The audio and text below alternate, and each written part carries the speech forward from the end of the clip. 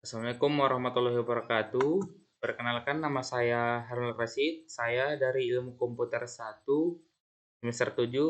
Di sini saya akan menjelaskan tentang finite state automaton atau metode FSA untuk menyelesaikan studi kasus tentang mesin permen. Langkah pertama yaitu kita menuliskan shortcode. Yang pertama itu menginisiasikan kelasnya. Saya buat kelasnya itu kelas finite state automaton. Yang pertama setelah kita menuliskan kelasnya, yaitu kita menginisiasikan metode-metodenya. Metode yang pertama itu metode init.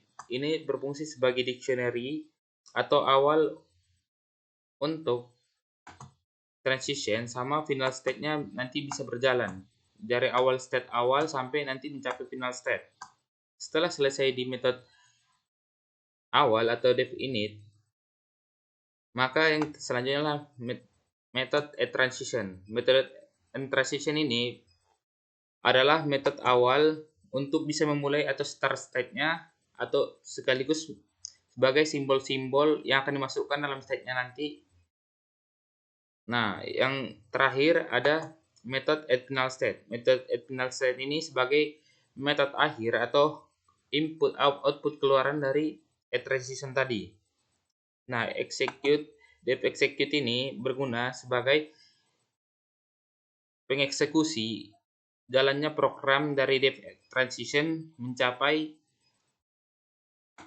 metode final state. Nah, setelah selesai dalam bagian metode at transition atau bagian dictionary, yang pertama kita akan membuat objek FSA-nya. Kita menginisiasikan FSA sama dengan finite state automaton. Terus kita akan menambahkan set-setnya dari awal state FSA at transition seperti tadi ya. Ini akan menjadi state awalnya dari 0N1, 0D2, 0Q3 sampai di 06N2, 6D3, 6Q4. Berarti state terakhir kita akan menginisiasikannya sampai ke 6 state. Dari state awal sama dengan state 0 mencapai di state 6 sebagai final state-nya. Nah, di sini kita menginisiasikan bahwa state 6 itu sebagai akhir dari final state. FSA at final state sama 6.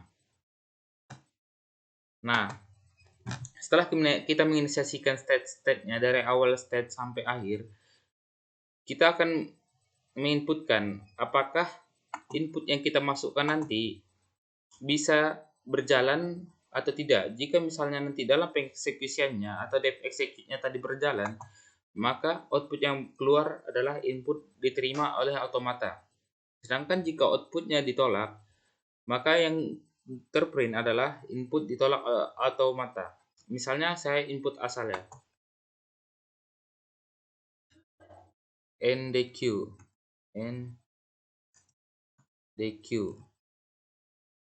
Ketika saya jalankan, input ditolak oleh automata. Kenapa? Karena dalam proses state awal sampai state akhir, maka karena ada kesalahan penginputan, maka hasilnya input ditolak oleh automata. Sedangkan jika misalnya inputnya berhasil seperti tadi DQ, maaf ada kesalahan sedikit. Jika inputnya NQ, maka hasilnya diterima oleh automata. Kenapa?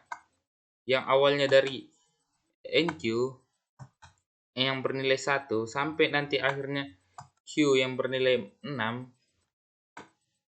berjalan dikarenakan execute-nya berhasil, atau mungkin expansion-nya berhasil. Atau misalnya saya kasih contoh lain yang dimana source code-nya menimbulkan atau menampilkan hasil input diterima oleh automata, yaitu QN. Apakah berhasil? Sama seperti sebelumnya, jika output atau state-nya berjalan sesuai sama yang kita inginkan, maka pada penjalanan atau execute FSA-nya, maka hasil yang ditampilkan di outputnya ialah input diterima oleh automata.